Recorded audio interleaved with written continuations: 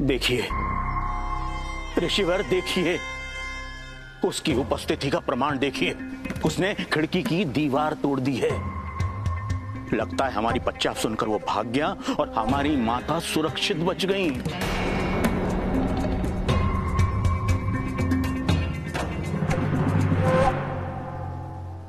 एकांत।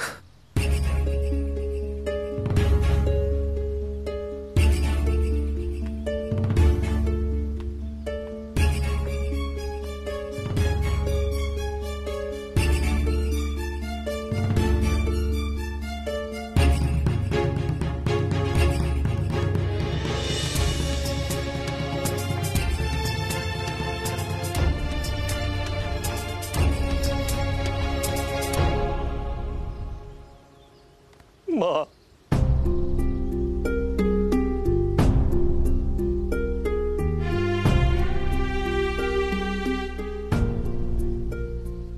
तुम ठीक तो हो माँ?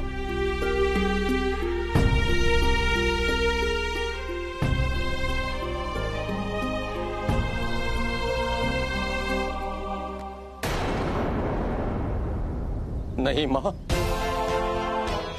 वे बहुत दुष्ट लोग हैं, निरंतर षड्यंत्र रच रहे हैं मां। परंतु चिंता मत करो मां, मैं उन्हें सफल नहीं होने दूंगा। शिव, क्या आपको वहां जाना है? किस लिए? किस लिए मां? कथा सुनने के लिए? शिव पार्वती की कथा सुनने के लिए? नहीं मां, आप वहां नहीं जाएंगी। मैं आपको वहां जाने की अनुमति नहीं दे सकता, कदापि नहीं।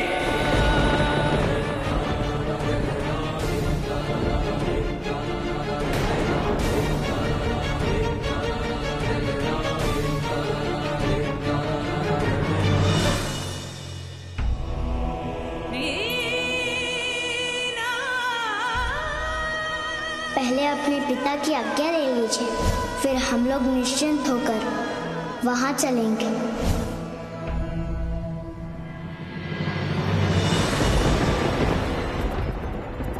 नंदी जी, माता कात्यायनी के पिताजी आ रहे हैं। हम चलते हैं। अगली कथा सुनने के लिए हम दोबारा आएंगे।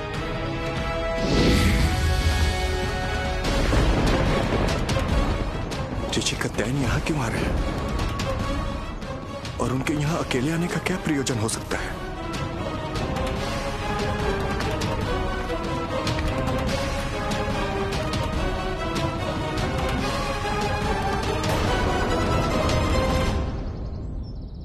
सती अनुसुईया को बुलाओ, उनसे बात करनी है। ऋषिवर, माता तो देव माता आदिति के यज्ञ में गई हैं। आप जो कहना चाहते हैं मुझसे कहिए, मैं उन्हें बता दूंगा ऋषिवर। बड़ों की बातें बड़ों के बीच होती हैं। यह शिष्टाचार सिखाया नहीं गया है तुम्हें? तो मुझे बता दीजिए ऋषिवर। तुम्हें? तुम तो उस योग्य हो ही नहीं। ढोंगी हो तुम, पाखंडी हो, स्वांग रचते हो। यदि तुम छद्म प्रवृत्ति के नहीं होते, स्वयं को महादेव का वाहन नहीं बताते, इस बालक को बाल शिव कहकर महादेव का अजन्मा निराकार अवतार नहीं बताते, लोगों को भ्रमित नहीं करते, लज्जा आनी चाहिए तुम्हें, लज्जा। ऋषिवर! नंदी जी, ऋषिवर, क्रोध वो अग्नि है जिसमें सबसे पहले विवेक जलकर भस्म हो जाता है। मुझे ज्ञान मत दो। ज्ञान नहीं दे रहा हूँ ऋषिवर, सत्य से अवगत करा रहा हूँ। और सत्य ये है कि नंदी जी सच में महादेव के वाहन। परंतु मैं महादेव नहीं।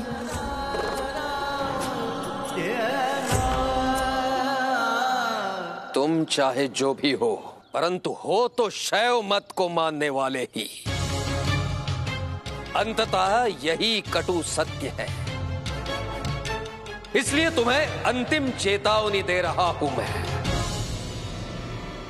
एक प्रहर के भीतर इस देवी क्षेत्र को छोड़कर यहां से चले जाओ, अन्यथा देवी सेना बलपूर्वक तुम्हें उठाकर इस क्षेत्र से बाहर फेंक देगी। और हां, दोबारा मेरे आश्रम में अनाधिकार प्रवेश करने की चेष्टा मत करना। इस बार बालक समझकर छोड़ रहा हूं, परंतु तब संभवतः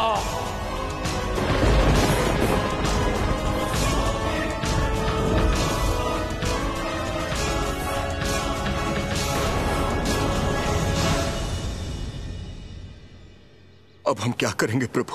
माता के लौटने की प्रतीक्षा करेंगे। मैं उन्हें चिंता में नहीं डाल सकता नंदी जी।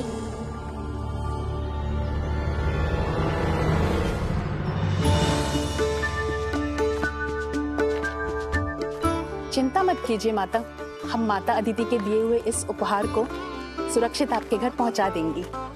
मुझे तो समझ ही नहीं आया, देव माता अदिति ने मुझे इतने बहुमूल्य उपहार क्यों दे दिए? हम तो कोई सांसारिक गृहस्थ नहीं हैं। किंतु ये भी सत्य है कि जब उन्होंने दिया है तो व्यर्थ नहीं दिया होगा। अवश्य आने वाले समय में इसकी सार्थकता सिद्ध होगी। भविष्य को बांचना बहुत ही कठिन है।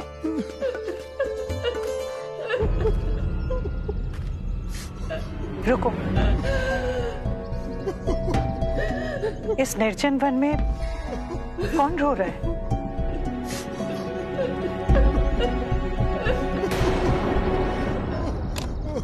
भय उत्पन्न करो। बिना भय उत्पन्न किए वे दोनों हठधर्मी पलायन नहीं करेंगे।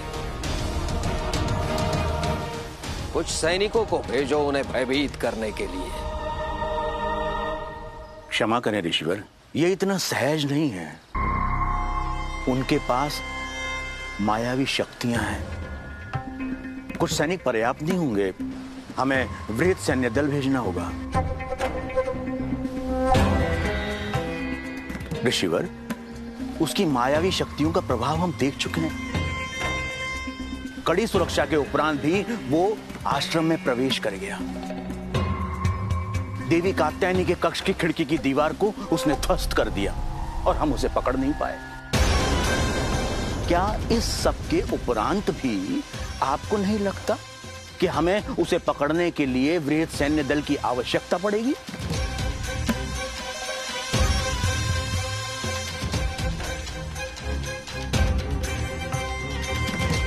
आचार्य सही कह रहे हैं संदीपन।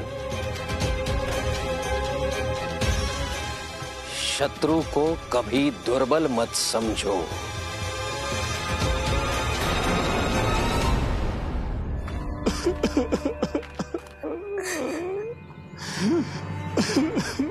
स्वामी, विद्याधर जी, सुलोचना, आप लोग इस वन में क्या कर रहे हैं? प्रणाम आचार्य। विद्याधर जी, आप रो क्यों रहे? आप यहाँ कैसे? मैं देव माता अदिति के यहाँ यज्ञ के लिए गई थी, वहीं से लौट रही थी। विलाप सुनी तो ढूंढने पर हमें पाया। हाँ, परंतु आपके दुख का कारण क्या है, पहले वो तो बताइए। आपके आशीर्वाद से हम अपनी पुत्री सुमति का विवाह सुनिश्चित कर आए हैं।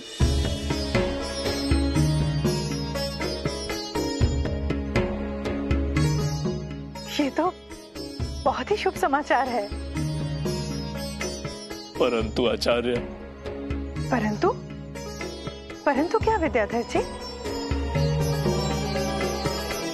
अब क्या कहूं आचार्य,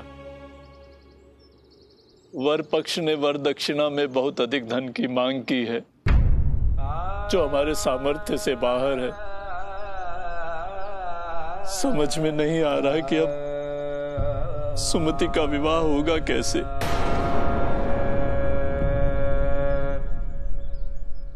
विद्याधर जी, आप चिंता मत कीजिए। सुमति का विवाह धूमधाम से होगा। जितना धन चाहिए मिल जाएगा।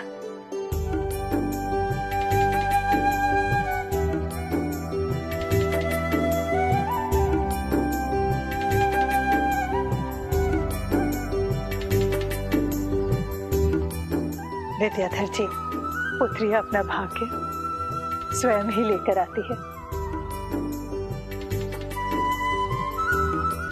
संभवतः सुमति के लिए ही देव माता अदिति ने मुझे इतने अमूल्य उपहार के साथ विदा किया था।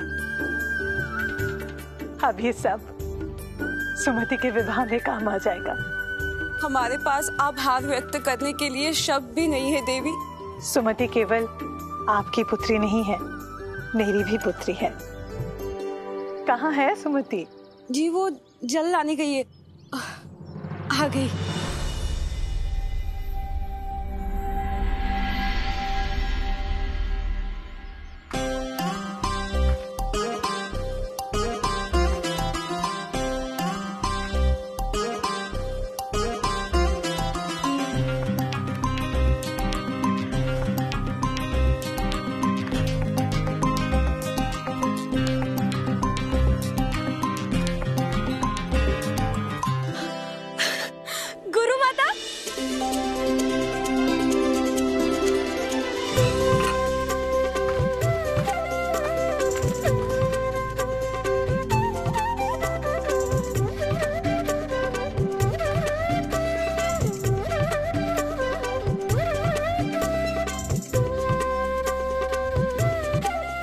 बिल्कुल धरा का चंद्र हो तुम।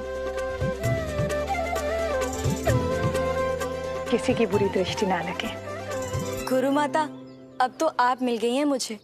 अब किसका साहस जो मुझ पर बुरी दृष्टि डाले। और गुरु माता, मेरे तीनों भ्राता कैसे हैं? मुझे उनसे मिलना है। एक भ्राता शिव तो यही है, देवी क्षेत्र में है, उससे अभी मिल लेना। बाकी दो घर पे।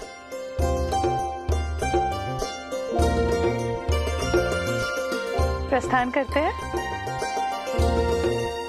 हाँ अवश्य। चलो सुमति।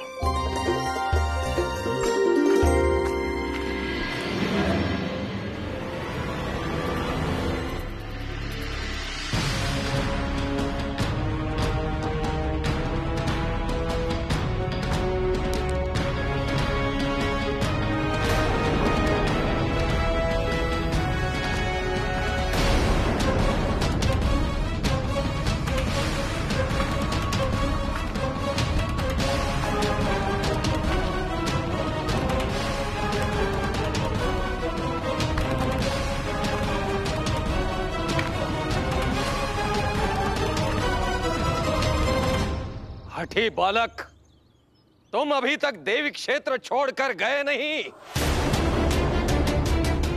छोड़ दूंगा।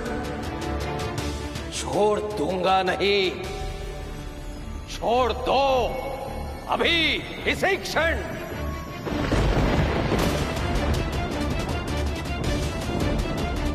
मेरी दृष्टि से दूर चले जाओ, अन्यथा मुझे देवी सेना को आक्रमण का आदेश देना होगा। तो आदेश देकर देखिए ऋषिवर।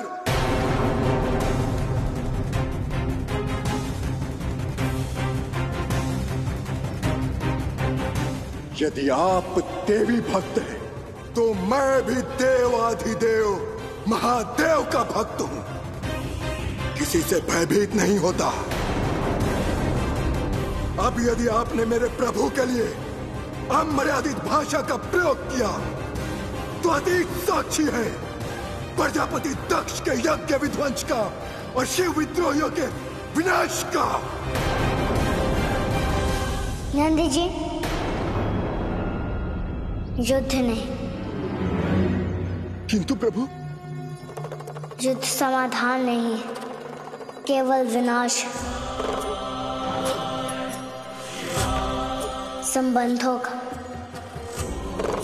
संबंधों के मूल्यों का, संबंधों के मधुरता का, यही मेरा विचार है और यही मेरा निर्णय।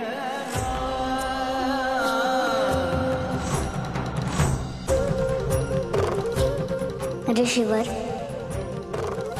मैं अपनी माता की प्रतीक्षा कर रहा हूँ। उनके आते हम आपके देवी क्षेत्र से बाहर चले जाएंगे। मैं आ गई शिव, मैं आ गई शिव, मैं आ गई शिव।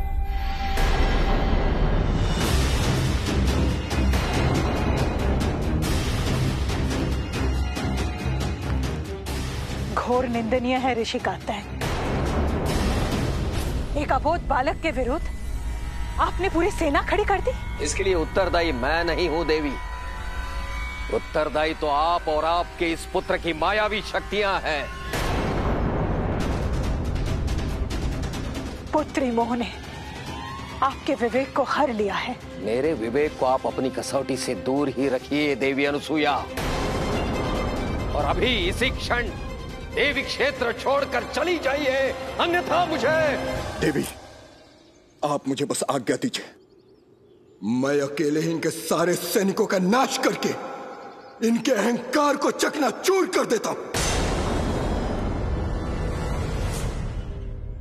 नहीं नंदी जी, शिव के निर्णय के विरुद्ध जाना अनुचित होगा। हमारे लिए उचित यही है कि हम तुरंत इस क्षेत्र को छोड़कर चले जाएं।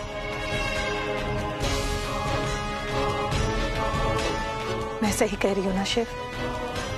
हाँ माँ, यही उचित होगा।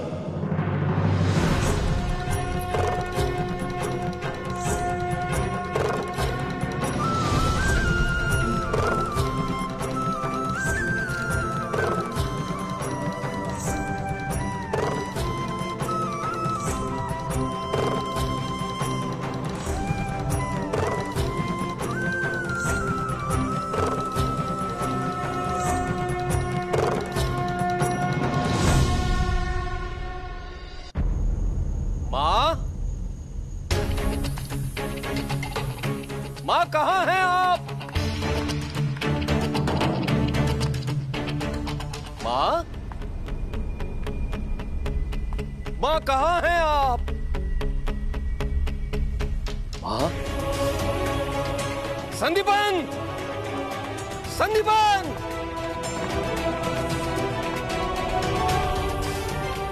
माँ कहाँ चली गई आप? माँ, अपने पुत्र को छोड़कर कहाँ चली गई माँ? भ्राता, आपसे मिलकर बहुत अच्छा लगा। अब शेष दोनों भ्राताओं से भी शीघ्र मिलूं तो। 2 नहीं 3 कहिए बहन। 3? परंतु मैंने तो सुना था कि गुरु माता के 3 पुत्र हैं। वस्तुतः है तो 3 ही। तब एक और कौन है? मेरा मित्र मूढ़।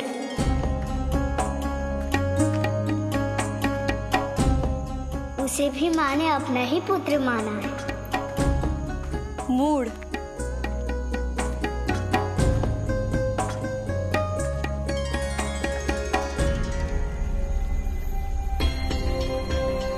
माँ, ये स्थान रात्रि विश्राम के लिए उपयुक्त है। क्यों ना हम यहीं पे रात्रि विश्राम कर ले माँ?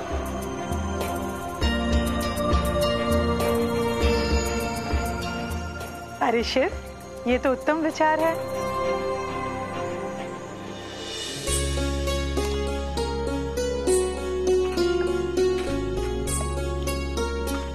गुरु माता,